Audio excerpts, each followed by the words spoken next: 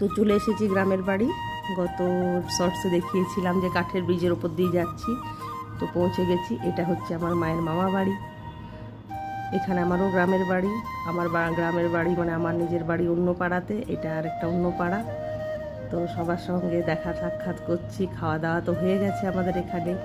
তো মায়ের মামিমা মানে আমার দিদা দাদু, এই যে আমার মামা দাঁড়িয়ে আছে, মামার ছেলে, আমার মেয়ে, সবাই খুব মজা করেছে।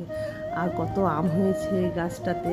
বেশি বড় একটা না গাছটা, কিন্তু ভীষণ ভীষণ সুন্দর আমগুলো হয়েছে। খুব লোভ লাগছিল দেখে। দেখো কি সুন্দর আমগুলো। আর মেয়েকে সবাই খুব আদর করেছে, করে ফটো সেশন চলছে ওরও। তো ফটো তোলা হচ্ছে আর আম গাছের সঙ্গে ফটো তোলা হচ্ছে। এই আম গাছের আমের আচার আমরা খেয়ে এলাম।